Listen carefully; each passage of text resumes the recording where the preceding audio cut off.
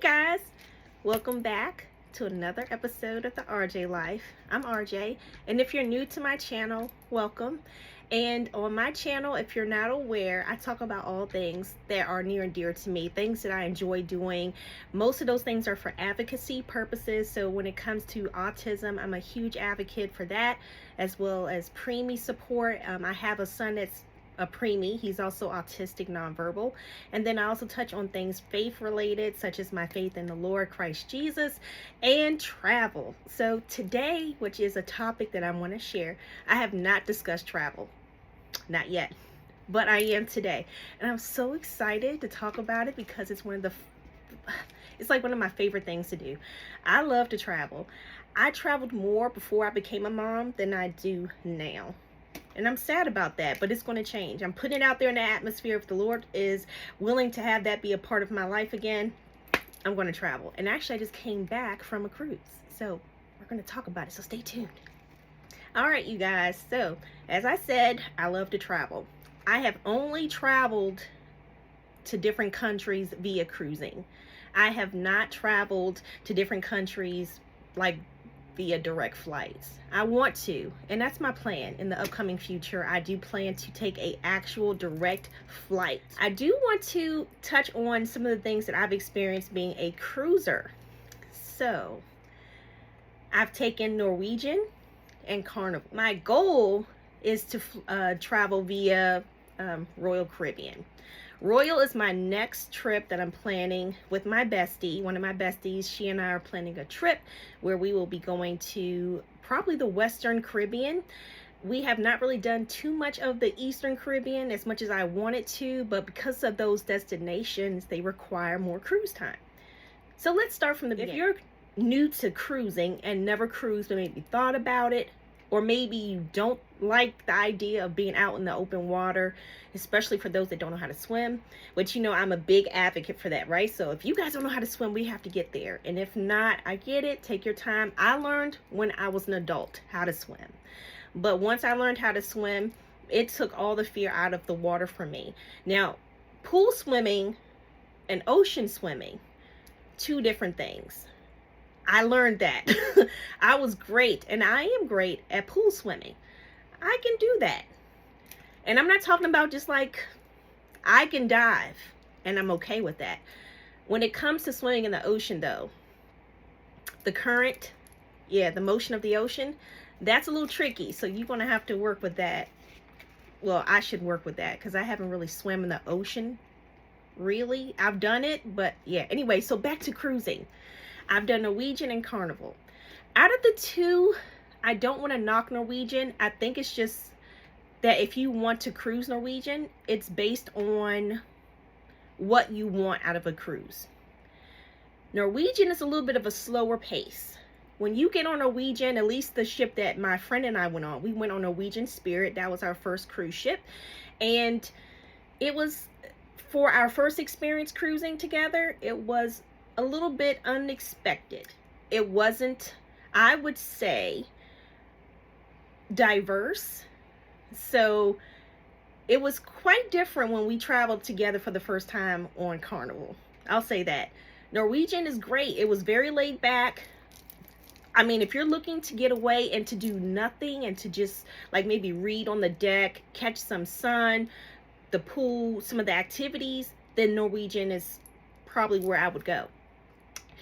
For it being our first cruise, my bestie and I, we were looking for a little bit more fun the first time around. So, but it was okay because we had a different expectation than what we got, but we still had fun. And some of the parts about cruising that I love, because I am a people person somewhat, I love to talk to people. I love to meet people, get to know people. And when you're going on a cruise, you get to meet people a lot, unless you're someone who's an introvert and you just want to stay in your room. And in that case, I don't know, I don't think you should cruise. I feel like you're missing out on all the activities and the fun stuff, right? So for me, Norwegian was very fun when it came to the activities. We were kept busy. If you're someone who loves to have like a list of things to do that are fun, don't worry, because the cruise ship people, they make sure they take care of you. The cruise director, the cruise team, they're on it. They make sure that they plan out in advance what you're going to do. So if you're someone who loves the shows, like they have shows that they put on for people, they have bingo, they have there was this one night that I remember me and my bestie, there was like a show where you win prizes and you had to, like, I can't remember now because that was back in 2011, but it was something like a game show. So like if you're used to The Price is Right, and they had something like that. They also had card nights like bingo, like I said, and what is that other game that you can do? It's not bingo, but it's, darn it, it's a card game. I can't think of it off the top of my head, but they have all that planned out. When it came to Carnival now, it was a little bit more lively. My first Carnival cruise ship was Carnival Breeze, and that was fun. I remember right when we were sailing from New Orleans, that's where our port was that first time with going on Carnival for me. It was leaving New Orleans, and it was fun.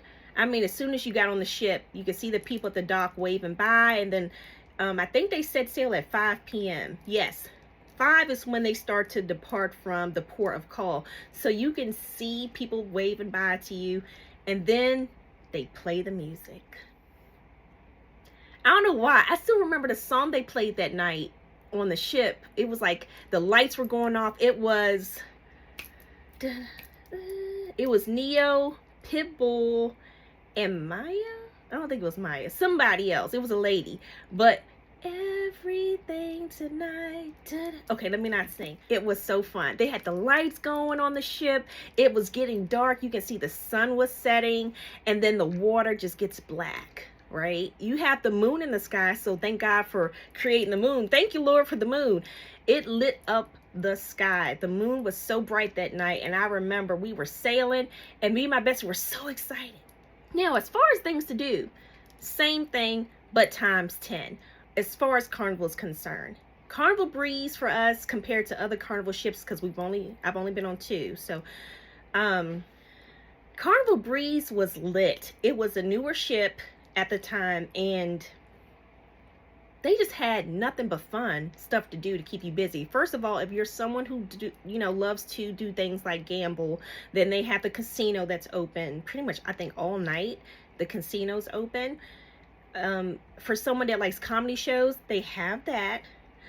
I'm someone who loves to mingle. Sometimes I like to go and see different things. So they have a lot of like shops that are open that sell jewelry, shops that sell like cruise apparel, cruise gifts, things like that, novelties and things. And then they have coffee shops. They have pizza all night. Like there's a place on most Carnival ships, I'm sure, probably everywhere, even Royal. I don't know. I can't say because I'm going on Royal soon, so I'll find out. But they have pizza all night. They've got places that sell, what is it? So it was pizza. And this most recent Carnival cruise that I went on with my bestie, we discovered that it was another place that was open all night. And I can't remember. They sold like cookies and stuff. So like you can get cookies and things like that. I'll have to do a vlog with her because she's actually going to help fill in some of the gaps for me. So I'll have to figure that out. Yeah, we're going to get her on my vlog. But anyway, my channel. So the difference that I saw between Norwegian and Carnival was the diversity and the levels of fun. And I think most people will say that if you do a search on YouTube for Norwegian versus Carnival, you might see the same, explanation from people that if you're looking to have fun for your first cruise, or maybe you're just in a space where you want to just live it up, Carnival's the way to go. Now, I have to say that I have heard that Royal Caribbean is actually really good too. I'm hoping to experience that coming up in 2024. Me and my friend, we are planning another cruise. So I'll have to do a vlog next year and let you guys know how that goes. But some of the things I wanted to share are things like food. I don't remember the Norwegian cruise. I remember they had good foods. When it comes to dining though, so let's say you're booking your cruise, right?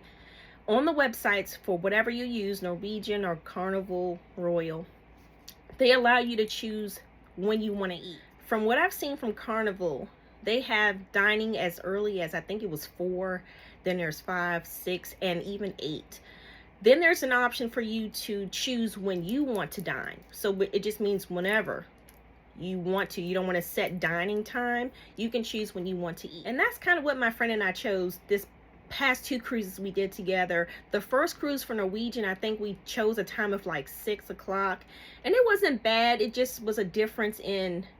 So if you want to do things on the ship, let's say that there's an event that's happening where they're having like a little game or game show or something, and that game show is at like 7 o'clock, but you chose for your dinner time to be 6. Well, by the time you get seated and then they bring you all your food, because you get an appetizer, you get your meal, then you get like a dessert, and of course, if you are someone who likes to drink, they do offer you drink specials, so you can drink as well.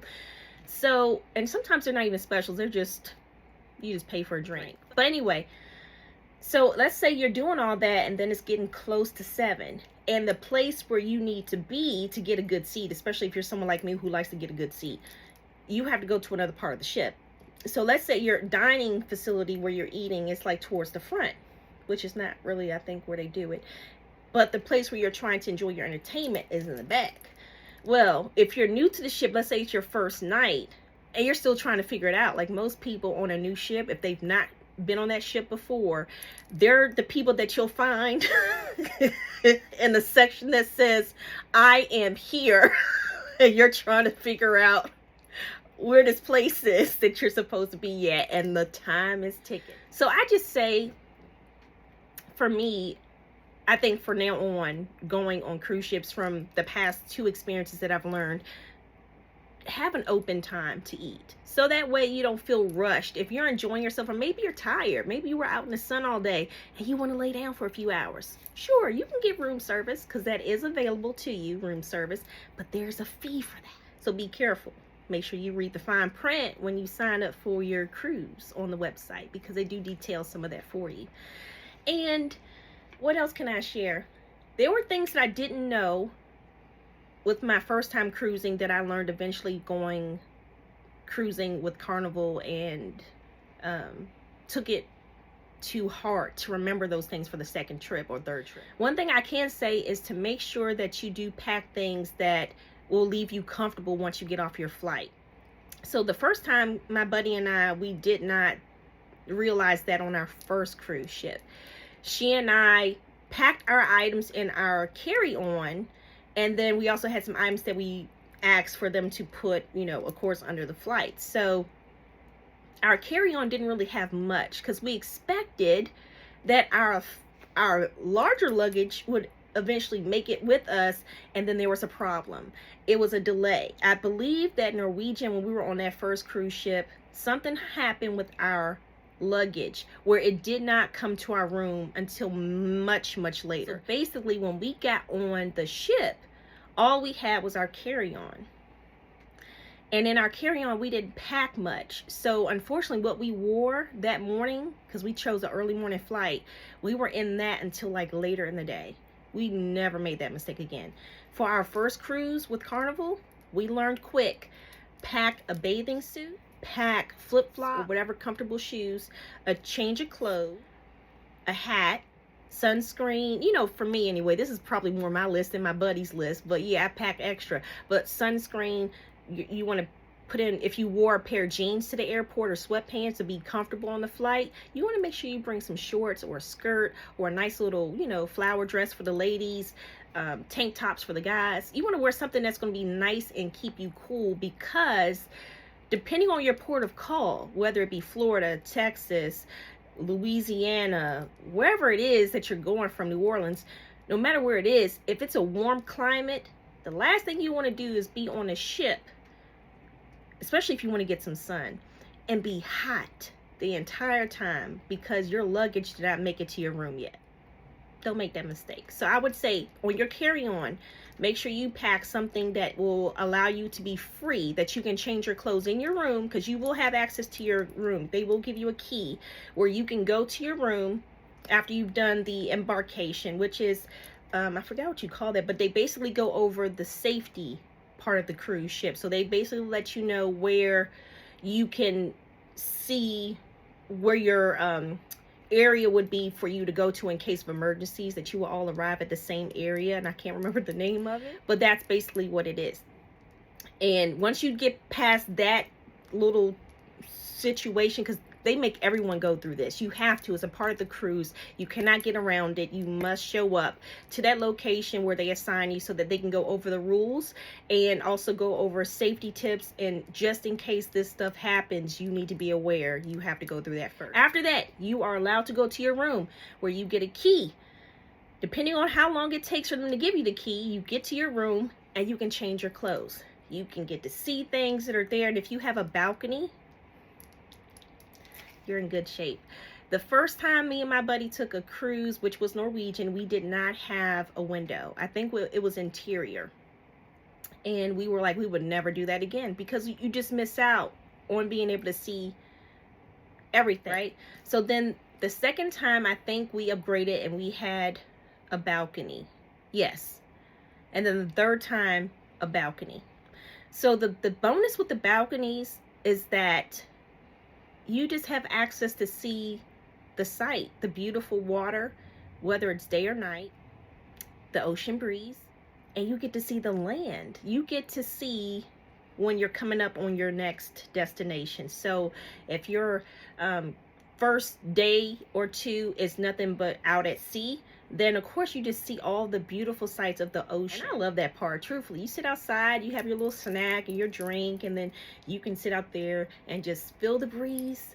And then you see the beautiful sunsets, the sunrises. You can see the moon reflecting on the ocean. Sometimes I've even, and I think this was in Norwegians, and once in Carnival, I saw a dolphin jumping out of the water.